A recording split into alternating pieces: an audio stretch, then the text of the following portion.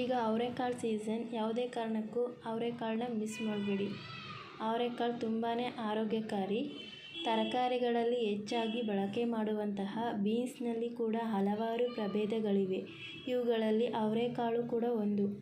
ಅವರೆಕಾಳಿನ ತವರು ದಕ್ಷಿಣ ಅಮೆರಿಕ. ಆದರೆ ಇದು ವಿಶ್ವದ ರಾಷ್ಟ್ರಗಳಲ್ಲಿ ಬೆಳೆಯಲ್ಪಟ್ಟಿದೆ. ಅವರೆಕಾಳಿನಲ್ಲಿ ಹಲವು ಬಗೆಯ ವಿಟಮಿನ್ಗಳು, ಖನಿಜಾಂಶಗಳು, ಪ್ರೋಟೀನ್ ಹಾಗೂ ನಾರಿನಾಂಶವೂ ಇದೆ.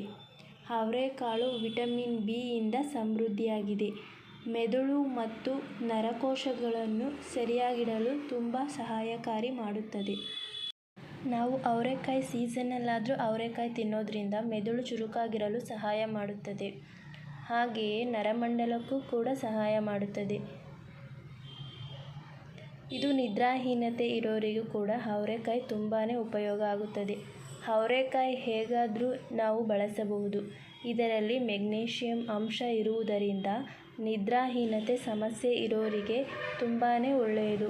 ಅವರೆಕಾಯಿ ಇನ್ನು ಈ ಅವರೆಕಾಯಿಯಲ್ಲಿ ಕ್ಯಾಲ್ಸಿಯಂ ಅಂಶ ಹೆಚ್ಚಾಗಿ ಸಿಗುವುದರಿಂದ ನಿಮ್ಮ ಮೂಳೆಗಳಿಗೆ ತುಂಬಾ ಉಪಯೋಗ ಆಗುತ್ತದೆ.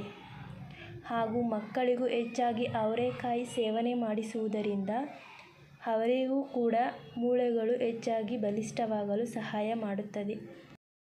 ಇನ್ನು ಯಾರಿಗೆ ಶ್ವಾಸಕೋಶ ಸಂಬಂಧಿ ಸಮಸ್ಯೆ ಇರುತ್ತೆ, ಉಸಿರಾಟ ಸಂಬಂಧ ಸಮಸ್ಯೆ ಇರುತ್ತೆ, ಉಸಿರಾಡುವುದಕ್ಕೆ ತುಂಬಾ ಕಷ್ಟ ಆಗಿರುತ್ತೆ, ಅಂಥವರಿಗೆ ಕೂಡ ಅವರೆಕಾಯಿ ತುಂಬಾ ಒಳ್ಳೆಯದು.